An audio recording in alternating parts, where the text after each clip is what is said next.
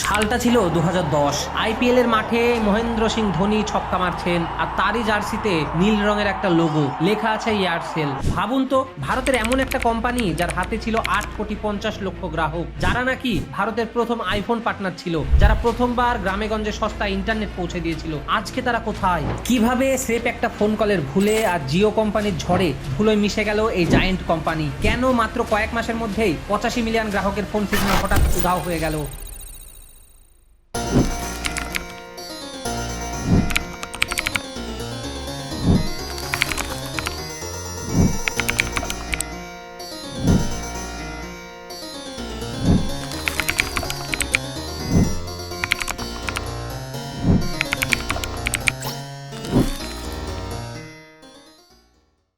গল্পটা শুরু 1999 সালে। তামিলনাড়ুর একজন সাহসী উদ্যোক্তা শিভা শঙ্করন এটি শুরু করেছিলেন। প্রথমে ছোট হলেও 2005 সালে মালয়েশিয়ার জায়ান্ট কোম্পানি ম্যাক্সিস যখন এটিকে কিনে নেয়, তখন এয়ারসেল যেন নতুন ডানা খুঁজে পায়। তারা গ্রামে গ্রামে সস্তা পকেট ইন্টারনেট লঞ্চ করে রীতিমতো বিপ্লব ঘটিয়ে দেয়। 2010 সালে 3G স্পেকট্রামের জন্য তারা খরচ করে 6,500 কোটি টাকা।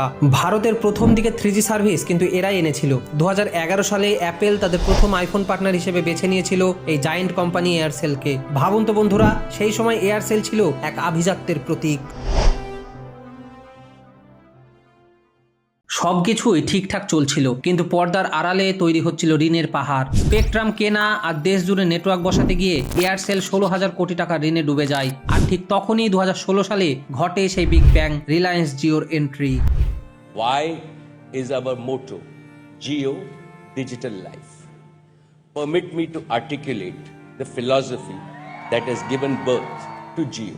জিও যখন 6 মাসের জন্য ফ্রি ডেটা আর ফ্রি কলিং ঘোষণা করলো, ঠিক তখনই এয়ারসেলের গ্রাহকপ্রতি আয় চোখের পলকে 50% কমে গেল। কিন্তু এয়ারসেল চাইলে বাঁচতে পারত। তারা রিলায়েন্স কমিউনিকেশনের সাথে মার্জ হওয়ার একটা সুযোগ পেয়েছিল। 17 কোটি ইউজারের একটা সুপার কোম্পানি হওয়ার স্বপ্ন দেখছিল তারা, কিন্তু নিয়তি তাদের জন্য অন্য কিছু লিখে রেখেছিল। 2017 সালে রেগুলেটরি সমস্যার কারণে সেই ডিল ক্যান্সেল হয়ে যায়, আর এই জায়েন্ট কোম্পানি এয়ারসেল মাঝ সমুদ্রে একা পড়ে যায়। 2018 সালের শুরু। এয়ারসেলের অবস্থা তখন মৃতপ্রায়। টাওয়ার কোম্পানিগুলোকে তারা ঠিকঠাক টাকা দিতে পারছে না, ফলে একে একে টাওয়ার সব বন্ধ হতে শুরু করলো। লক্ষ লক্ষ গ্রাহক সকালে উঠে দেখছেন তাদের ফোনে এয়ারসেল কোম্পানির টাওয়ার একদমই নেই। I was very successful.